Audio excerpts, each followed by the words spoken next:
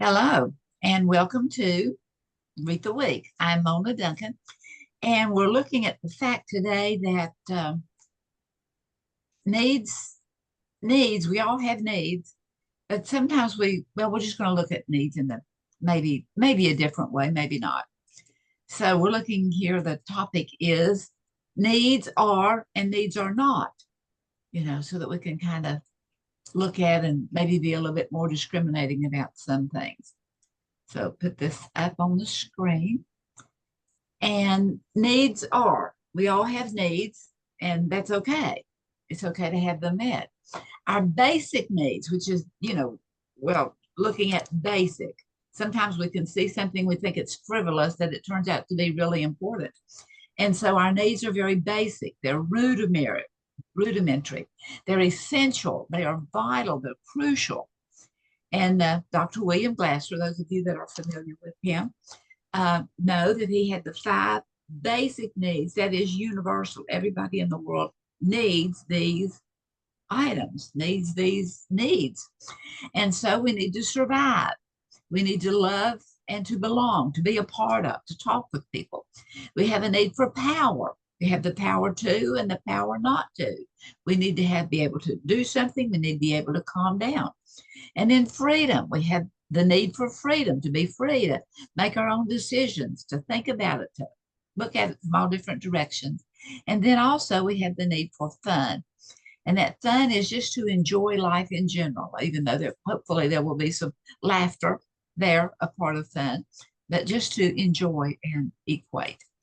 And so I'd like for a minute for you to think about and look at these five basic needs that are universal.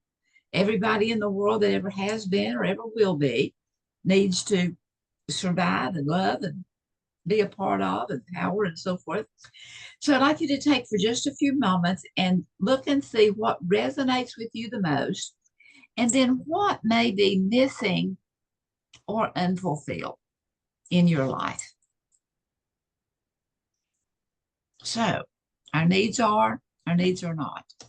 Our needs are universal, meaning that everybody in the world ever has been, ever will be, has the need to live, to survive, to have fun, to be who they are, to be powerful.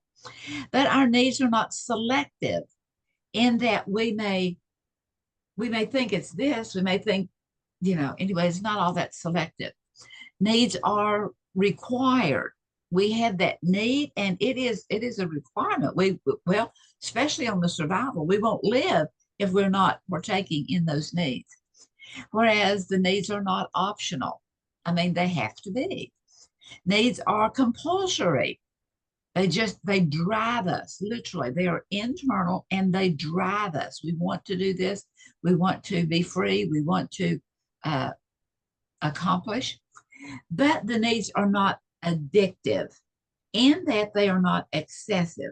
There is not a need that has been listed that is not one that just meets the minimum daily requirements. It is not leading us to excessive unless we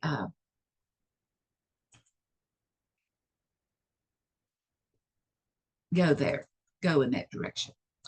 And then needs are obtainable. They are obtainable. They drive us, and it's something that is easy to obtain. And then needs also are not unobtainable, meaning that they're to have the fun, to enjoy, to be free. That is obtainable, can be very difficult in some situations. So here is some feedback on how reality speaks to us.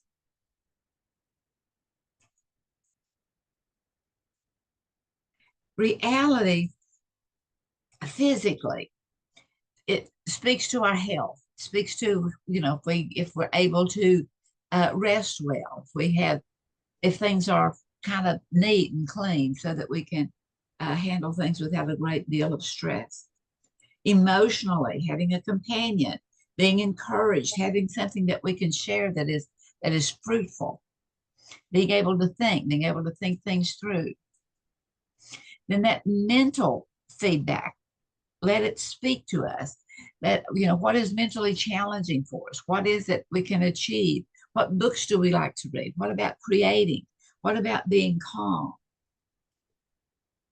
Spiritually, having thanks, being service to others. And then having that biofeedback. That feedback makes reality, well, it shows us what reality is. That feedback, as you listen to your body, there may be a little ache here, a little pain there, and just kind of fluff it off. But as we begin to give attention to it and listen to it and ask our body, even, what is it that you're needing? And then the emotional feedback is looking at, are we weepy? Are we depressing? Are we angry, laughing? Are we full of fun and adventure and calm? It's looking at the many different spirals, things that are there. And then also looking at what guilt or shame we may have, and whether we are accepting, or whether we have, compassion. So the perceptions and feedback. Perception is the way we see something. If unfamiliar, we look around and try to determine what is normal. Perception changes through evaluation. As we begin to look at something and take it apart and really begin to see what the roots are, what it's bringing forth, it begins to have more meaning, either to see the results effectively or ineffectively. And then our perceptions, our body adjusts to whatever we perceive. If we perceive that something is dangerous, our physical being, our mental being responds to that, because back to what our needs are and what our needs are not. Our needs are for them to be sustaining. And then looking at the fact that as we learn to evaluate, that as we challenge ourselves to excellence, that as we lessen our dependency on the approval of others, we begin to, it's not that we don't ever get anyone's input, but listen to it and see how, evaluate it, to see how effective it is or is not. And then realize always, always, always evaluate within yourself and find the freedom to be true to who you are.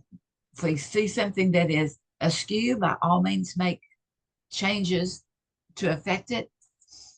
And then promote healthy competition. That maybe we have others that are doing things better than us. That's a-okay, because everyone has different qualities and so forth. And then promote healthy competition that we can learn also. And encourage, as we learn to evaluate, we can encourage a non-judgmental judgment. We can maybe see something and have a judgment toward it, but then as we begin to look at it with a little space in between and allowing a little bit of reality to step in, maybe we can begin to see that we weren't always correct. And then evaluating yourself is a great de-stressor, and it's a marvelous motivator. It can really help you to overcome the difficulties of life. So in our motivation, what does motivation mean? We're motivated to do things, to go, to see, to have.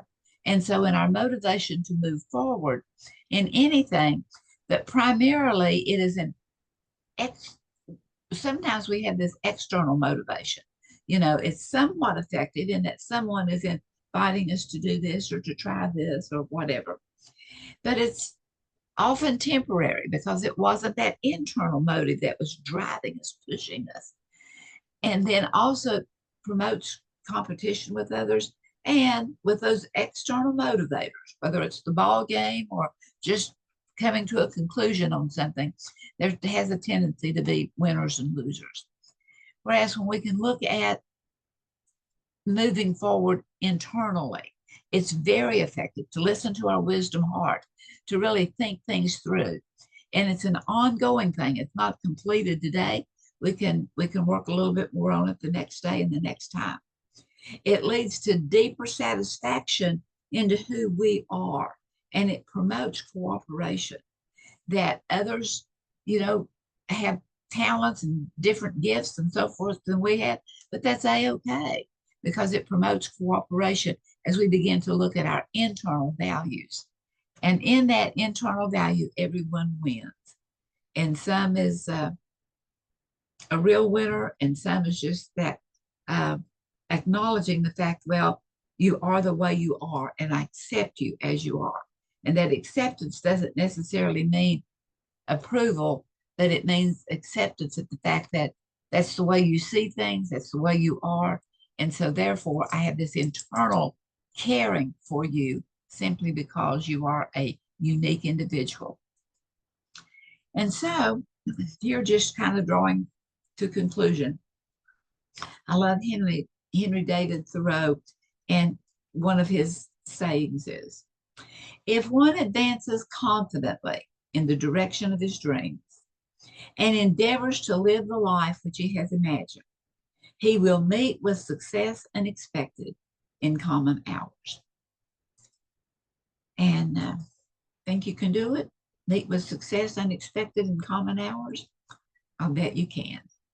So thanks for being here, and we're going to turn off the recording, and then we'll just chit chat with one another.